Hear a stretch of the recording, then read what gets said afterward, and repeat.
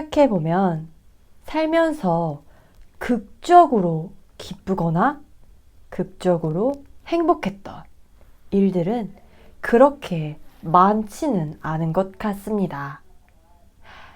굳이 꼽아보자면 원하던 직장에 어렵게 합격했을 때, 최근에 저의 일이죠. 막 내 집 마련에 성공했을 때 정도일까요? 그 다음에는 별 생각이 안 나는데요. 사는 게 이런 걸까요? 햄 기자 어떻게 생각하나요? 사는 게 이런 건가요? 극적으로 기쁘고 행복한 일 그닥 생각나지 않는데, 그래서 다가올 일 너무 걱정 말고 하고 싶은 것 내일로 미루지 말고 그렇게 살라고 하더군요. 오늘의 뉴스를 읽어드리는 최보시개 언론의 MZ세대 기자 임조은 기자 그리고 햄 기자입니다. 인터넷신문 최보시개 언론은 언론다운 언론, 고품격, 클래스가 다른 언론을 지향합니다. 인터넷 검색창에 최보시개 언론을 검색하시면 됩니다. 잊지 말고 좋아요, 구독 등을 꾹 눌러주세요. 오늘 전하는 글은 40대 여성 작가 오윤희의 사는 게 이런 걸까요? 입니다.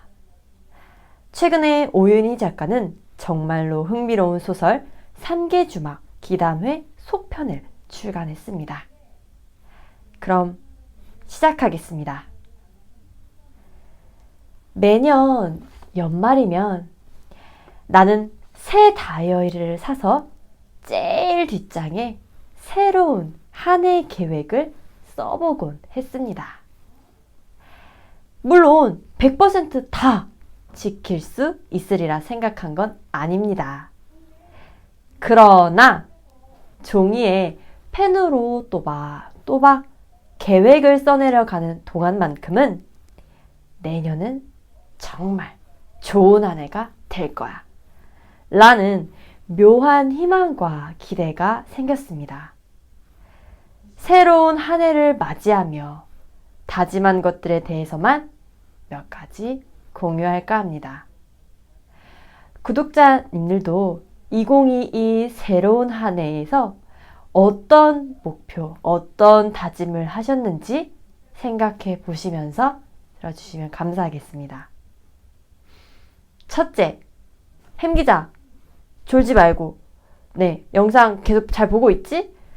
첫째 외쳐주세요. 첫째, 앞으로 다가올 일에 대해 너무 걱정하지 말자.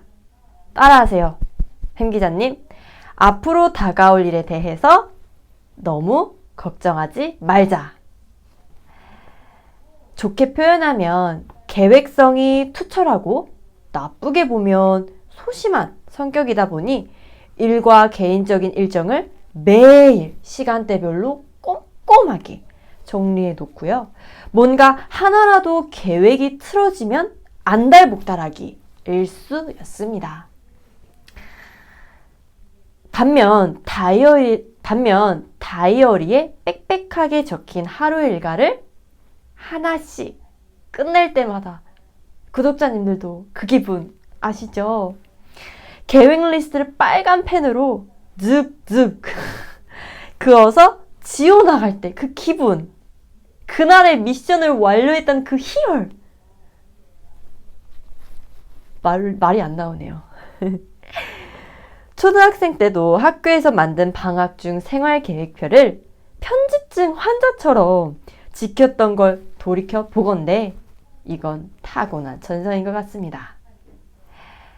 물론 이런 철저한 준비성이 도움이 됐던 적도 많았습니다.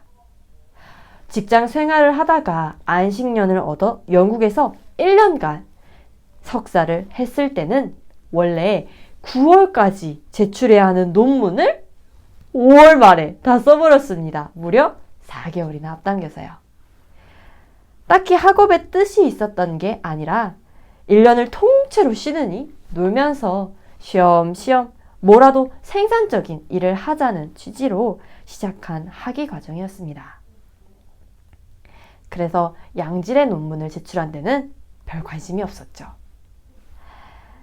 8월엔 귀국해서 복직 준비를 해야 하니 그 전에 골치 아픈 일을 모조리 끝내버리고 시간을 벌어서 최대한 유럽 여행이나 하자고 생각했습니다.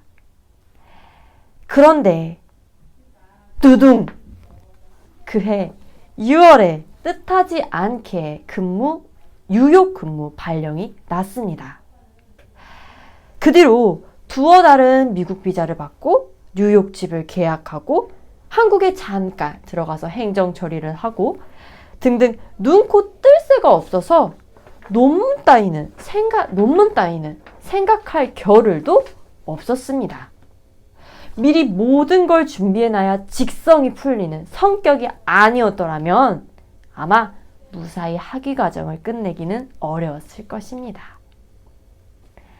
하지만 두둥! 지나친 계획성 때문에 손해를 보는 일도 없었다고는 할 수는 없습니다. 무엇일까요?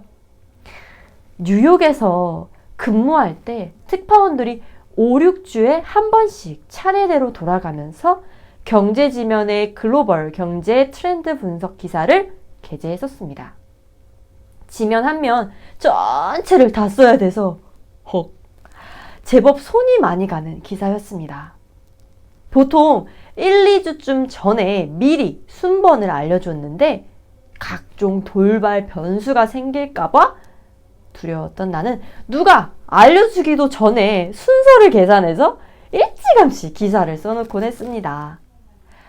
그러다 보니 정작 기사가 실리기 직전에 시의성이 떨어지거나 상황이 바뀌어서 기껏 써놓은 걸 다시 써야 하는 일도 가끔 있었습니다. 그런 일을 몇 번 겪은 뒤엔 어지간해선 절대 바뀔 일이 없는 주제를 잡아야겠다고 생각해 작년 1월 초에 브로드웨이 공연문화 산업 관련 기사를 미리 써놓았습니다.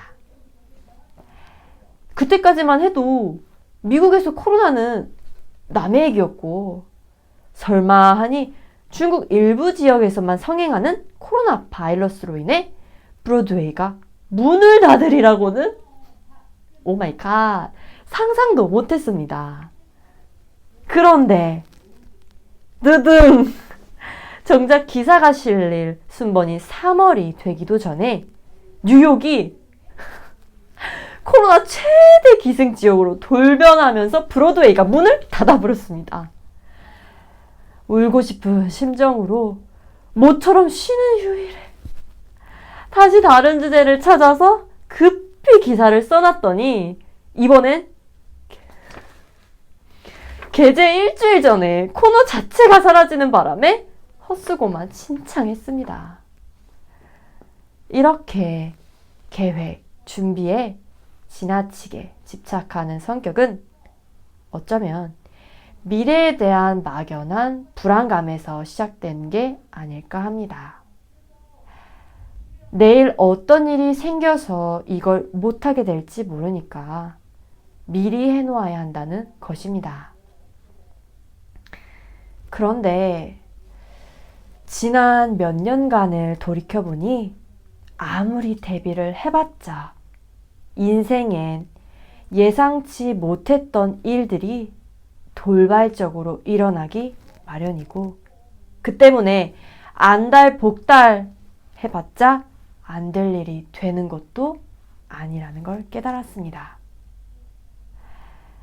진인사 대천명이라고 내가 할 몫을 착실히 해놓고 그 뒤엔 중요합니다. 마음을 비우는 법도 이제 배워야 할 것 같습니다. 물론 내려놓는 법을 익히기란 쉽지 않겠지만 사는 게 내 뜻대로 되는 것만은 아닐 테니까요. 둘째, 힘 기자가 둘째 외쳐주십시오. 둘째, 하고 싶은 게 있다면 내일로 미루지 말자. 따라하세요.